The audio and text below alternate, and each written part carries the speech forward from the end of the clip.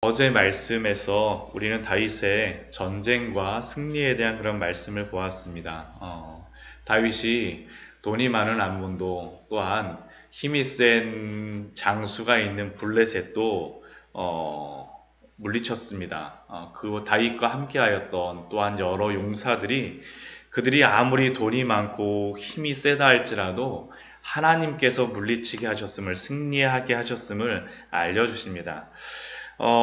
그렇다면 이러한 그 다윗의 전쟁의 승리에 대한 그러한 말씀이 나왔다면 그 뒤의 말씀은 대부분 역대상 말씀, 역대기의 말씀에서는 다윗의 기도나 하나님께 대한 감사의 찬양이 나와야 될 텐데 오늘 말씀은 그렇지 않습니다. 저희가 본 1절 말씀이 어떻게 시작이 됩니까? 사탄이 일어나 이스라엘을 대적하고 다윗을 충동하여 이스라엘을 계수하게 하니라. 이 사건은 저희가 방금 전에 읽어봤던 것과 같이 다윗이 인구조사를 하는 그러한 사건입니다. 역대기에서 다윗의 그러한 잘못에 대하여서 웬만하면 기록하고 있지 않은데 오히려 앞에 그 전쟁에서 암몬과의 전쟁에서 가장 중요한 다윗의 인생에서의 범죄가 밧세바 사건이었는데 거기에 대해서는 하나님께서 이만큼도 언급하시지 않는 반면에 오늘 말씀에서는 인구조사를 했다 그래서 하나님께서 굉장한 그 이스라엘에게 그러한 죄를 물으시죠. 다윗이 범죄한 것에 대해서 죄를 물으십니다. 그렇다면 인구조사가 하나님 앞에 큰 범죄를 한 것이겠습니까? 이스라엘에서 인구조사를 하는 것이 하나님께 범죄하는 것은 아닙니다. 저희가 성경을 보게 되면 출애굽기 30장 12절 말씀을 보면 하나님께서 인구조사를 하는 방법도 알려주십니다. 너희는 이렇게 인구조사를 하라라고 말씀해 주세요. 창세기 30장 12절 말씀 보면 내가 이스라엘 자손의 수요를 조사할 때 조사받은 각 사람은 그들을 계수할 때 자기의 생명의 속존을 여호와께 들을지니 이는 그것을 계수할 때 그들 중에 질병이 없게 하려 함이라. 하나님께서는 결국 인구조사를 완전히 막으신 게 아닙니다. 인구조사를 하는 방법도 알려주시고 인구조사를 할 때도 있었어요. 민수기 말씀에서도 2번의 인구조사를 하지 않습니까? 처음에 그 출애굽하고 나서 처음에 광야의 길을 시작하기 전에 그때 한번 인구조사를 하고 40년 동안 한번 헤매고 나서 가나안 땅에 들어가기 전에 인구조사를 하는데 하나님께서 직접 인구조사를 시키실 때도 있는데 유독 오늘 말씀에서만 보면 다윗이 2번씩이나 회개하였다라고 하고 그래서 오늘 새벽 말씀에서 천부의 의지 없어서 같이 찬양도 하였습니다. 이렇게 회개하고 하나님 앞에 나아가야 될 만한 죄가 이것 정말 있는가라는 그러한 질문이 사실 여기에 대해서 들을 수밖에 없습니다. 이 말씀에 대한 본래적인 의미는 내일 또 이어지기 때문에 여러분들과 나눌 것이지만 근데 오늘 말씀 1절 말씀을 보면 이렇게 인구조사를 할 때 하나님께서 이 인구조사를 시키게 되어지는 동인이 있습니다. 원인이 있습니다. 그것이 무엇입니까? 사탄이 일어나서 다윗을 충동하였다라고 기록하고 있습니다. 사무엘하 말씀에서는 사무엘하 24장 말씀에서 인구조사가 나오는데 거기서는 여호와 하나님께서 이것을 시키시는 것으로서 나오는데 오늘 1절 말씀에서는 사탄이 일어나라고 기록을 합니다. 이것이 뭐 하나님께서 시키신 것이냐 뭐 사탄이 한 것이냐 이거를 가지고 어떤 사람들은 막 고민하기도 하는데 이게 뭐 중요한 것은 아닙니다. 하나님께서 뜻하신 것이 있으셨기 때문에 계획하신 것이 있으셨기 때문에 하나님께서는 그 사탄이라고 하는 존재도 사용하셨다라는 것입니다. 때로는 사탄이라고 하는 존재가 뭐 어떤 능력이 크거나 그랬으니까 그런 것이 아니라 하나님의 그러한 일하심 가운데 하나님의 섭리 가운데 도구처럼 사용이 될 때가 있습니다. 이스라엘이 범죄하였을 때 무엇을 사용하여서 이스라엘의 범죄함을 징계하십니까? 주변에 있었던 아수르라든가 주변에 있었던 바벨론이라고 하는 큰 민족들, 하박국이라고 하는 선지자는 아니 바벨론이라고 하는 그러한 나라는 우리보다도 훨씬 더 악하고 하나님 앞에 훨씬 더 이 사람들이 하나님 앞에 심판받아야 될 자들인데 이 자들을 왜 통해서 우리를 심판하십니까? 라고 질문할 정도로 그러한 존재들을 사용하시죠. 때로는 그러한 존재와 같이 하나님께서 이 사탄도 통하여서 다윗의 그러한 잘못에 대하여서 또한 이스라엘의 잘못에 대하여서 심판을 하신다, 징계하신다라는 겁니다. 그런데 우리가 이 사탄이 이렇게 행하고 할 때 우리가 중요하게 우리가 여길 것이 있습니다. 보통 이렇게 사탄이 이렇게 시험을 할 때 우리의 마음속에 어떻습니까? 사탄이 굉장히 힘이 있구나, 능력이 있구나 하면서 굉장히 두려워하고 무서워하고 그러는데, 근데 이렇게 우리가 무서워하거나 두려워하거나 할 것이 없습니다. 오히려 우리의 이러한 사탄이 사용하는 이러한 이유들이 무엇입니까? 우리의 마음속에 여러 가지 욕심들을 가지고 사탄이 우리의 마음을 충동하게 되어지죠. 충동합니다. 다윗도 충동받은 것입니다. 사탄이 일어나서 다윗을 충동하게 되어집니다. 그러한 때에 우리가 어떻게 그러한 일들에 대하여서 대적하겠습니까? 사실은 굉장히 중요한 부분입니다. 우리 베드로전서 우리 5장 8절 말씀을 한번 좀 찾아보도록 하겠습니다. 베드로전서 5장 8절입니다. 신약 성경입니다. 베드로전서 5장 8절. 제가 가진 성경으로는 신약 성경 382페이지입니다. 베드로전서 5장 8절입니다. 배전이라고 되어 있습니다. 보통 배시라고 되어 있던가 배전으로다 이렇게 되어 있습니다. 신약 성경 382페이지입니다. 예, 베드로전서 5장 8절입니다.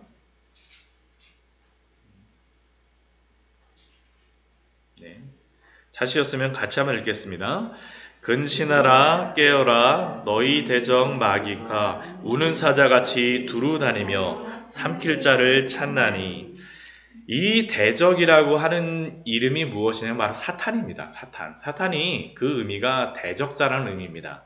우리의 대적 마귀가 항상 이 사탄의 일하는 것은 뭐냐면 우는 사자와 같이. 왜 사자가 울겠습니까? 배고프니까 그런 거죠. 배고프니까. 항상 성도들을 집어 삼키려고 합니다. 항상 두루 다니면서 삼킬 자를 항상 찾아다닙니다. 그럴 때 성도가 행해야 될 것이 무엇입니까?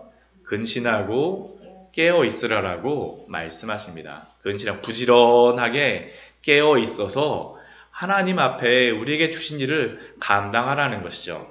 그런다면 이렇게 근신하고 깨어있는 그러한 성도들의 마음이 가져야 될 것이 무엇입니까? 그 앞에 7절 말씀에 보면 이렇게 기록되어 있습니다. 같이 한번 앞에 7절 말씀과 같이 읽죠. 시작.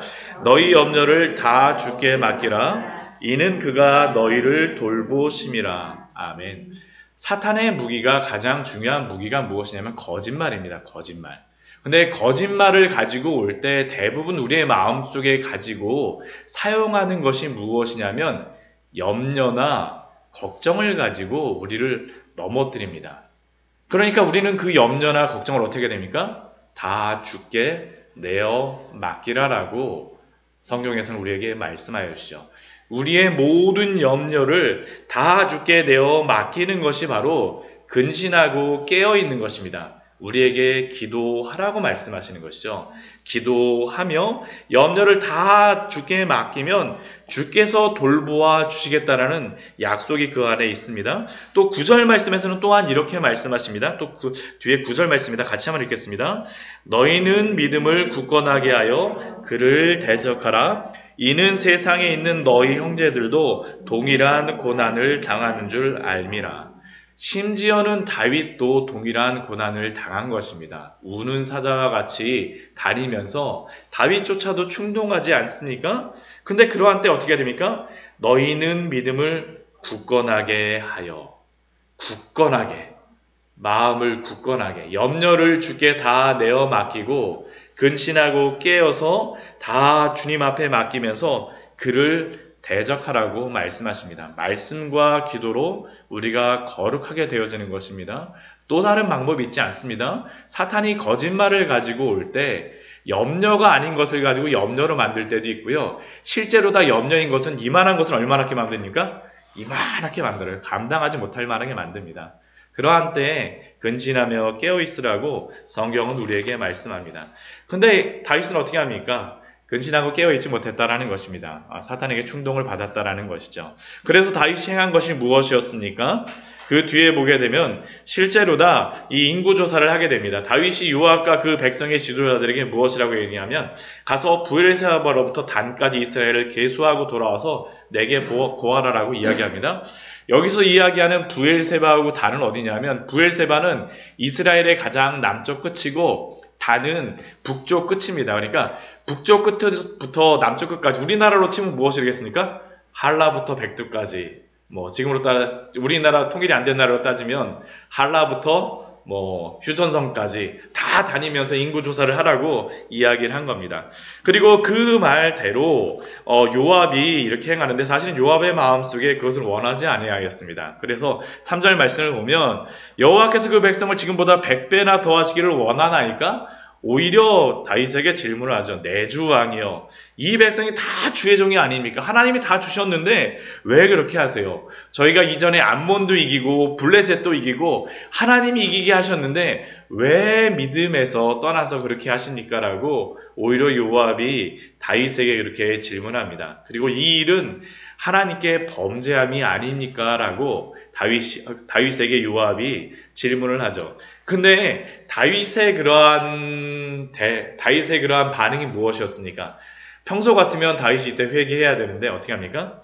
왕의 명령이 요압을 재촉한지라 라고 재촉하게 됩니다. 그래서 요압이 가서 인구조사를 쭉 합니다. 그래서 5절 말씀을 보면 칼을 빼는 자가 110만 명이요 유다 중에 칼을 뺄 만한 자가 47만 명이라. 결국 이것을 통해서 알 수 있는 것이 무엇이냐면 다윗이 하나님을 의지하지 않았다는 것이 여기서 드러납니다.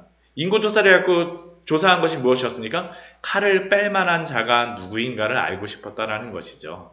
칼을 뺄 만한 자. 하나님이 승리하게 하셨었는데 이제는 그거를 알긴 알지만 그러네 무언가 하나 더. 우리 마음이 항상 그렇죠. 하나님이 우리를 평안하게 해주시겠다고 지키게 해주셨다고 하지만 하나님 그래도 저한테 통장이 이만큼 필요한 것 같고요. 아니면 우리 자식이 이 정도는 돼야 될 것 같고요. 나의 명예가 이 정도는 돼야 될 것 같고요. 다윗에게 사실은 들어왔던 그러한 시험이었습니다. 근데 하나님께서는 그것에 대해서 어떻게 하십니까? 7절 말씀을 보면 하나님이 이 일을 악하게 여기사 이스라엘을 치심해. 앞의 말씀에서 요압이 왕의 명령을 마땅치 않게 여겨서 레위와 베냐민 사람을 계수하지 아니하였다라고 하면서 7절 말씀이 나와서 요압이 순종하지 않은 것에 대해서 하나님이 치신 것이 아닌가라고 질문할 수 있지만 그것보다는 하나님께서 다윗의 그러한 부분에 대하여서 악하게 여겨서서 이스라엘을 치신 것입니다. 그때 다윗이 행한 것이 무엇입니까? 8절 말씀 보면 그때 하나님 앞에 회개하고 나아가죠. 내가 이 일을 행함으로 큰 죄를 범하였나이다. 이제 간구하옵나니 종의 죄를 용서하여 주옵소서. 우리가 처음에 한 번은 이렇게 잘못할 수 있지만 다윗이 굉장히 민감한 사람이었습니다. 이 민감하다는 것이 처음에 한 번은 요압의 그러한 것을 통하여서 실수를 하고 넘어갈 수 있지만 그러나 하나님 앞에 무릎 꿇게 되죠. 근데 그렇게 무릎 꿇게 되어지는 원인은 누구를 통해서입니까? 근본적인 원인은 9절 이후의 말씀을 보면 다윗의 선견자 갓이 와서 다윗에게 이야기를 합니다.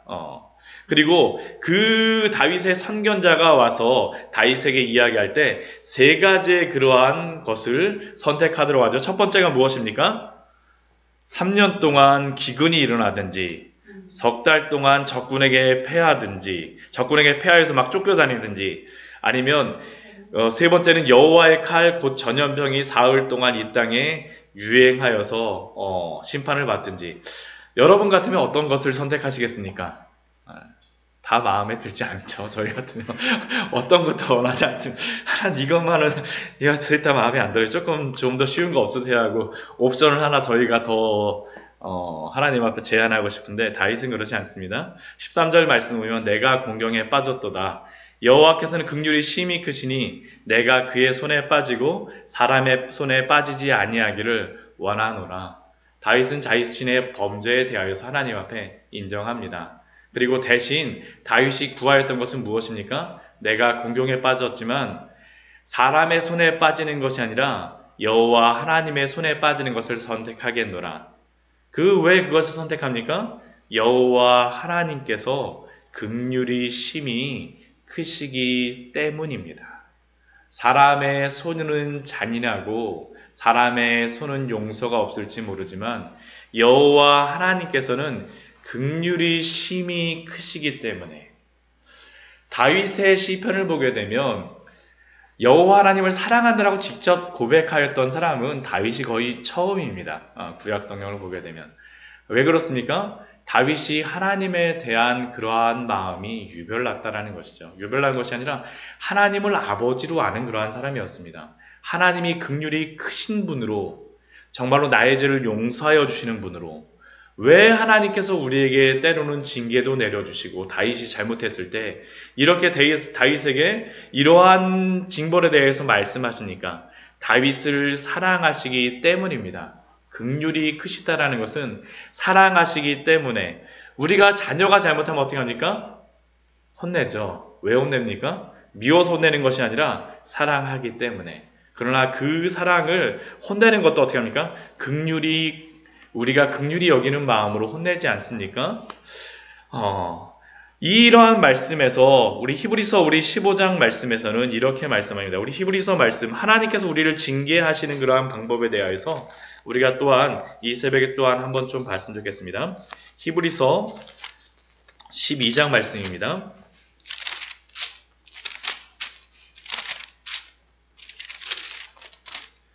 우리가 징계를 받을 때 이것을 잊지 말아야 됩니다. 히브리서 12장 5절 말씀입니다. 히브리서 12장 5절서부터 8절까지의 말씀을 같이 한번 읽도록 하겠습니다. 제가 가진 성경으로는 신약성경 367페이지입니다. 히브리서 12장 5절서부터 8절까지의 말씀입니다. 히브리서 12장 5절부터 8절까지 같이 읽겠습니다. 시작. 또 아들들에게 권하는 것 같이 너희에게 권면하신 말씀도 잊었도다. 일러스되 내 아들아 주의 징계하심을 경히 여기지 말며 그에게 꾸지람을 받을 때에 낙심하지 말라.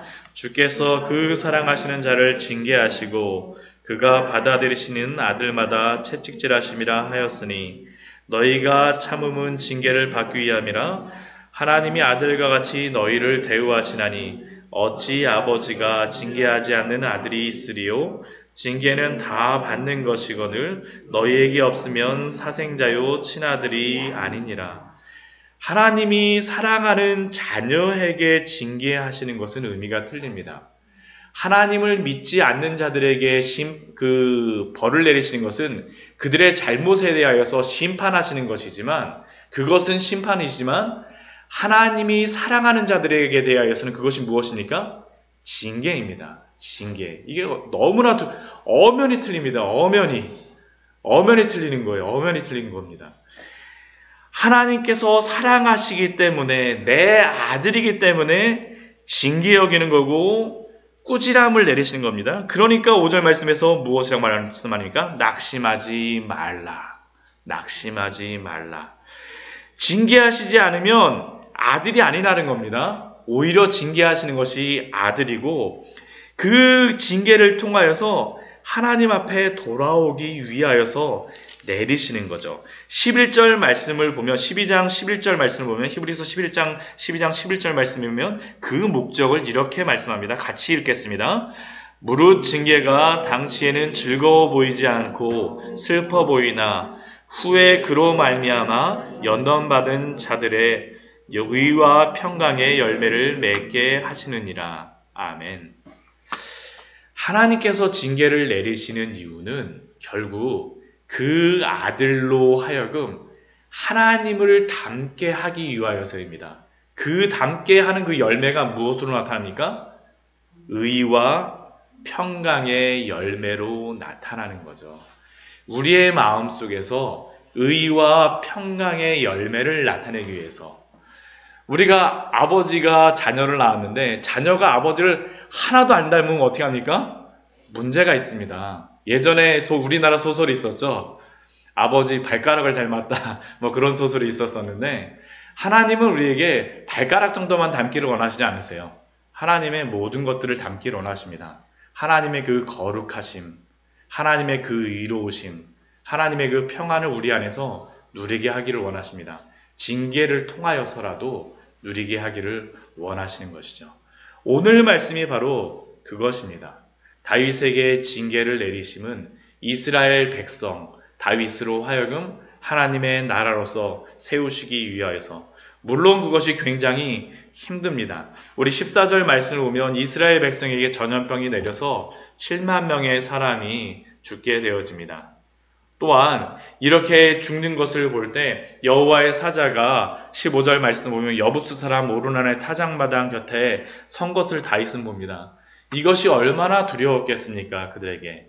그 16절 말씀 보면 그래서 다윗과 장로들이 다 더불어서 굵은 베옷을 입고 얼굴을 땅에 대고 하나님 앞에 엎드리죠. 그리고 하나님 앞에 17절 말씀 보면 기도합니다. 왜 이렇게 하시는 것이죠? 때로는 징계를 통하여서라도 하나님은 하나님의 백성을 나를 닮게 하기 위하여서 만들어도 가십니다. 항상 이 방법을 쓰시는 것은 아니지만 이것을 통하여서라도 하나님을 닮게 하시기를 원하는 그 마음을 아시는 귀한 우리 성도님들 되시기를 축원합니다. 이것도 은혜도 받아들이는 것이 바로 성도들에게 필요한 그러한 부분일 것입니다. 말씀을 정리하도록 하겠습니다. 오늘 우리 말씀을 통하여서 다윗의 인구조사를 통하여서 또한 어려운 부분도 있지만 하나님께서 세우시기 위한 그러한 부분임을 깨달아 정말로 믿음 안에서 충실하게 오늘도 주님과 동행하며 살아가시는 우리 귀한 성도님들 되시기를 축원합니다. 같이 기도하도록 하겠습니다.